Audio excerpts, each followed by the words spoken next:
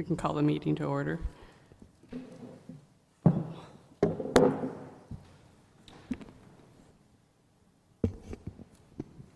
Make a motion to approve the agenda. I'll second that. All in favor? Aye. And then number 3, make a motion to approve the minutes. I would like to make change to the minutes. What page we're on? Are you going to do that within the motion? So I need to make a motion to approve the minutes? Or I- you do?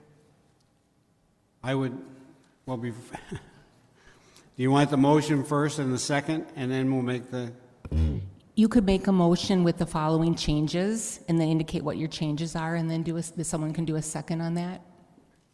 okay. I will make a motion to approve the minutes with the change that I'm listed as Councilman Weigand, Council Member Weigand, and it should be Commissioner Weigand. I'll second that change. All in favor? Aye. Aye. So now we'll move on to make a motion to approve the joint session meeting minutes.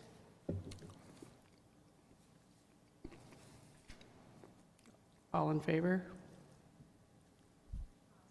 Oh, yeah, let's do that, sorry. I'll second the motion. Okay, I'm sorry, can you tell me who made that motion? I made the motion, Thank you. and we got a second, so all in favor? Aye. Aye.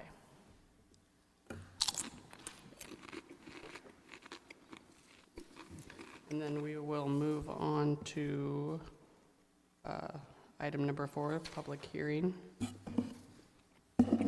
Reviewing the Code of Ordinances, proposed revisions and fee changes related to land use matters. Yes, thank you. Each fall, the city reviews the various fees that are charged, and then staff recommends the changes necessary for the following year. The Planning Commission then holds a public hearing, as we are doing this evening, in relation to the fees specifically charged for land use matters. And in your packet, those were the fees that were highlighted with the blue color. The recommendations are then presented to the City Council for their consideration and approval. Then if it is accepted, then an ordinance is adopted, which will happen this December, and that will set the fees that will then take place January 1 of next year. As I had indicated, the attached fee schedule highlighted the items in blue for your consideration, but all of the changes are identified in that fee schedule as well that will be presented to the City Council. And so at this point, I would ask you to follow the process for the public hearing. Thank you. Thank you. We'll make a motion to open the public hearing. And then if we have nobody come forward, we just close the public hearing. Okay, then we'll make a motion to close the public hearing. Did I get a second when you opened the public hearing? Oh, sure. I'll second the motion to open the public hearing. And then then I'll make the motion again to close the public hearing. I'll second that Okay. to close the public hearing. Okay, and all in favor? Aye. Aye. And then we could talk about the fees charged related to land use increases and any questions that we have. I have a quick question on the shooting permit. I realize we're not changing the fee. So if you're going to hunt in the Fish and Wildlife land, you need a shooting permit from the city? That is what is identified in the ordinance at this time. Does anybody ever get that? Not in my 5 years here, but I don't know prior to that. Okay. And we left it in there. It was something that staff looked at again this year, and we just decided to leave it as is for now. Okay. Just curious.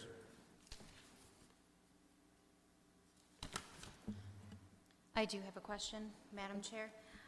In relation to the fees, and maybe this can be directed to our city clerk, but in relation to the fees, I'm just curious, I know in the background information that the background materials did say that the fees were increasing by 3%. Correct. I'm wondering where in relation we are to the market. Are we in the upper quartile of the market for these fees, or median market, or what criteria that we're using for that? I'm not sure, I'm not sure if Planner Nash knows the answer to exactly where we are, but I can speak to the fact that our building official, Mark Pistalka, and the city manager, Brent Merrick, both looked at, number one, what the costs were actually to make sure that they could increase the fees at this time, and that's why they looked at the 3%. And I know they also looked at surrounding communities to make sure that they were in line with that as well, and I know that they indicated and verified that they still had the room to be able to increase those fees. Thank you. You're welcome. And then do we recall what the increase was last year? I have that information here.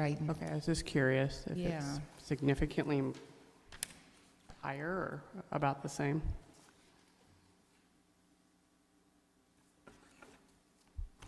I do happen to have the information from last year. Thank you.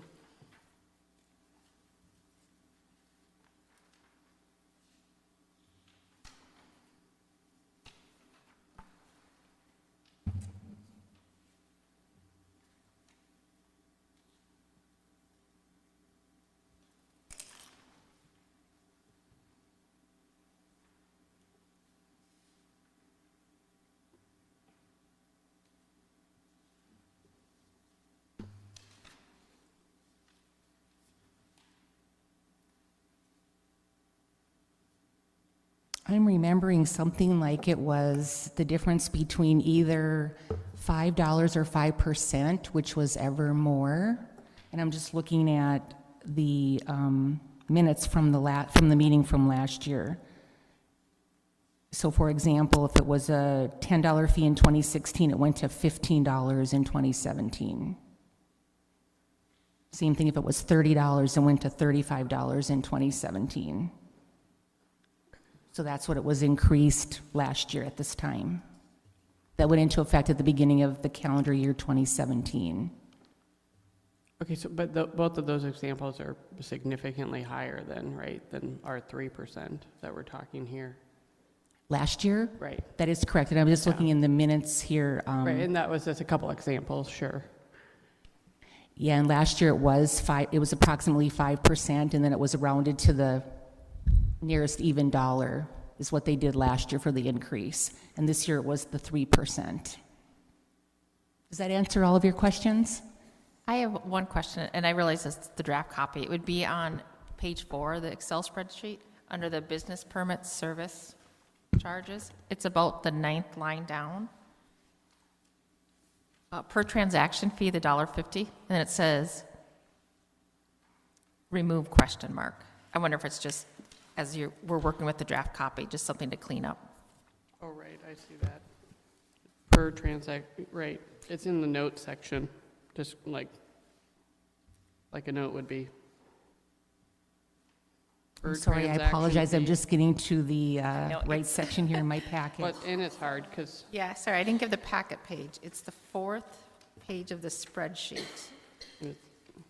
Business permit service charges, and into the far right, about the 9th row down, under notes, for the $1.50 per transaction fee.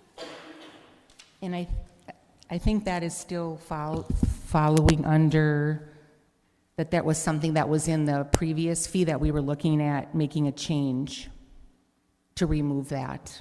And can I jump in? Yes, absolutely. That is actually related to that pawnbroker's license that's above that. And so if you go into the, Oh, that that's right. section of the code, depending on the volume of how many transactions they're doing, this is what that is relating back to, because a higher volume pawn store results in more work for the sheriff's office than a lower volume one. So that's an attempt to capture and mitigate that difference in cost to the city of enforcing that section if you had a pawn shop, which you currently don't. Right, thank you.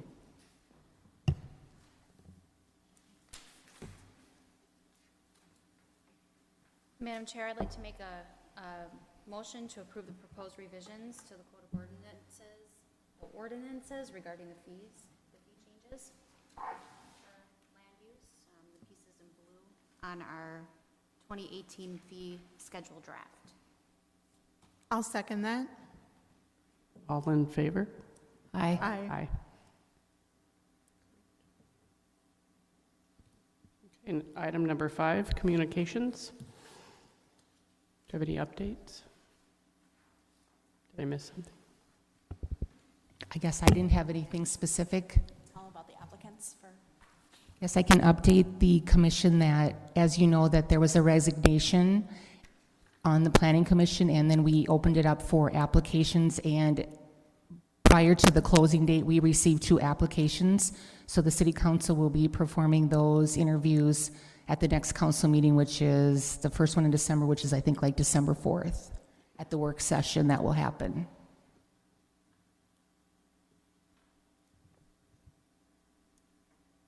Okay.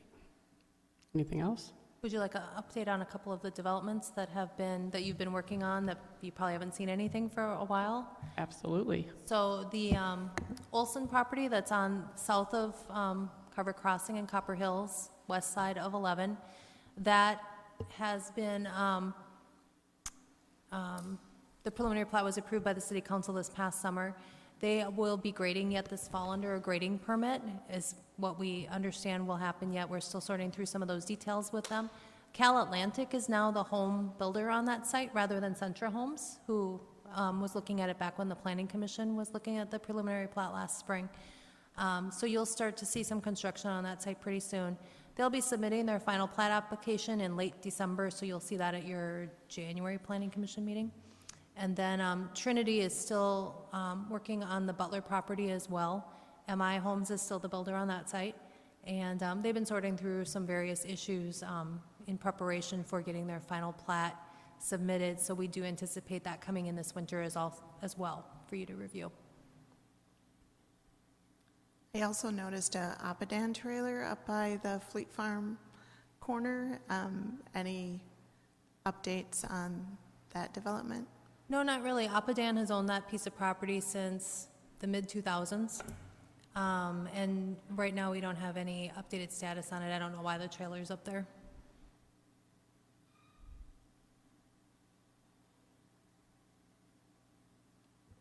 Okay, when we were talking earlier, somebody was talking about senior housing. Is there any update on anything on that? Sure. The city's also still working with Shingaby on that bus garage site for a redevelopment project. They're doing some various background due diligence work, additional environmental work, et cetera, et cetera. So I'm not exactly sure where that process is, but you should be seeing that sometime later in the winter or early spring as well.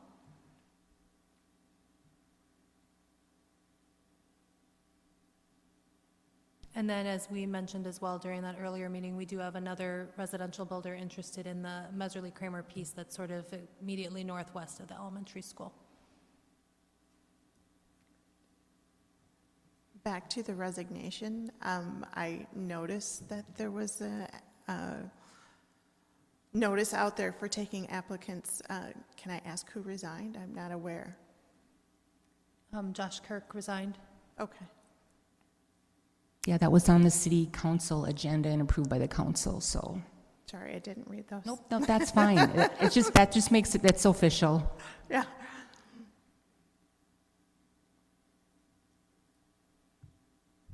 Anything else? Not for me. All good there? Good.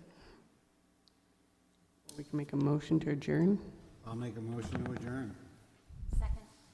All in favor? Aye. Aye. Aye.